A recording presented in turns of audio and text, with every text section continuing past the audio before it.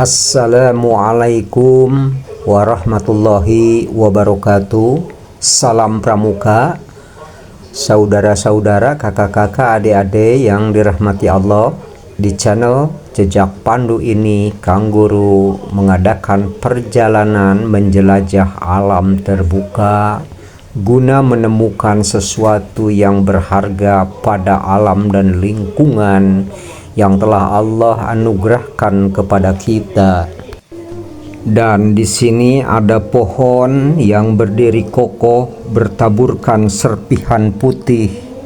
Semua orang sudah pada mengetahui bahwa ini adalah apa yang disebut jamur merang.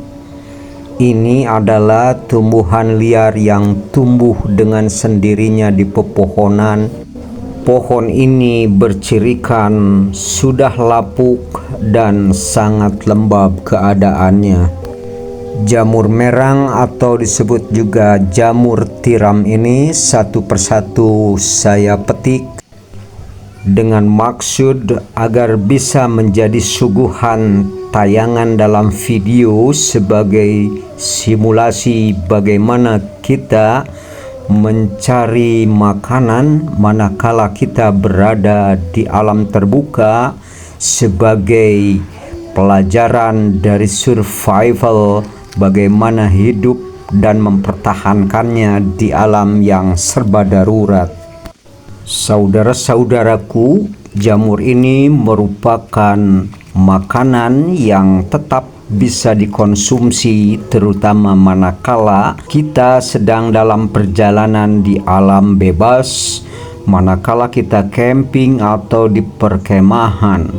Maka tumbuhan ini bisa kita manfaatkan sebagai makanan penunjang dari rasa lapar. Tentunya kita harus memasaknya dahulu, dan ini bukan merupakan sebuah hal yang tidak wajar. Makanan ini sudah menjadikan makanan yang biasa dikonsumsi di kota-kota besar. Walaupun tetap kita mesti berhati-hati, karena di antara berbagai jenis jamur ini ada juga yang mengandung racun dan berbahaya bagi tubuh jika dikonsumsi. Baik, Kang Guru akan sebutkan tanda-tanda jamur yang berbahaya. Jamur tiram yang tidak boleh dimakan biasanya memiliki ciri-ciri fisik seperti lembek dan mengerut, bau tidak sedap, berlendir, layu, atau adanya bintik-bintik gelap. Jamur yang beracun juga dapat memiliki warna mencolok dan bisa mengeluarkan buih saat ditaburi garam, atau ada noda biru saat disayat dengan pisau stainless. Selain itu, jamur yang sudah disimpan lama juga tidak baik untuk kesehatan. Saudara-saudaraku yang budiman, Kang Guru sudahi dulu penjelasan mengenai jamur. Yuk kita berjalan kembali. Ini ada pohon tergeletak, sudah sangat lapuk sekali. Jika kita coba korek bagian tengah batang pohon ini, di sini ada sumber-sumber makanan yang bisa dijadikan sebagai alternatif makanan untuk pembelajaran survival, yaitu manakala kita sedang menjelajah di hutan, mempertahankan hidup dan dalam keadaan darurat. Ini namanya ulat sagu. Dengan sangat terpaksa kita harus berani mengkonsumsi ulat sagu ini dengan cara menggoreng, membakar, atau dikonsumsi mentah-mentah. Terdengarnya ngeri sekali ya saudara-saudara. Namun percayalah saudara-saudara, ulat sagu bisa aman kita konsumsi. Dan letak ulat sagu ini terutama ditemukan di dalam batang pohon sagu itu sendiri. Namun di dalam batang pohon apapun sebenarnya ada ulat sejenis ulat sagu ini. Ulat sagu ini mengandung zat tepung yang melimpah, dan di daerah tertentu ulat sagu ini menjadi makanan utama. Jadi jelas ulat sagu ini adalah makanan daerah tertentu bersifat lokal. Kalau misalkan ada wacana makanan gratis itu nanti diantaranya akan disuguhkan alternatif ulat sagu, maka menurut saya ini merupakan gagasan yang kontraproduktif dan tidak wajar.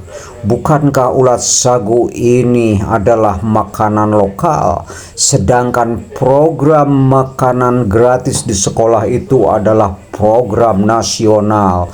Sungguh ini adalah sesuatu yang sangat anomali, tidak logis, dan akan menimbulkan sebagian ulama mengkategorikan haram ketika binatang itu bersifat menjijikkan.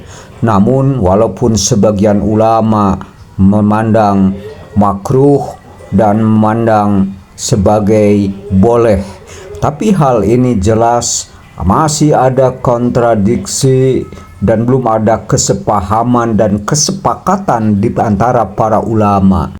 Sekali lagi saya tegaskan bahwa ulat sagu sebagai makanan alternatif yang menjijikkan ini adalah sebuah pembelajaran survival, yaitu manakala makanan yang wajar dan tidak menjijikkan yang biasa kita konsumsi sehari-hari tidak ada dan dalam keadaan darurat. Sebab bukan hanya itu saja, ada berbagai jenis serangga yang masih bisa kita makan dalam keadaan darurat seperti jangkrik, belalang, cacing. Ya, sejenis itulah makanan-makanan yang dipandang tidak wajar, namun dalam keadaan darurat kita harus mampu dan mau mencoba mencicipinya. Tapi untuk makanan gratis kita akan mengatakan nanti dulu, karena makanan yang baik-baik itu masih banyak.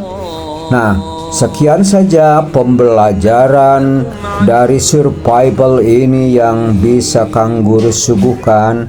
Semoga bermanfaat. Wassalamualaikum warahmatullahi wabarakatuh. Salam Pramuka.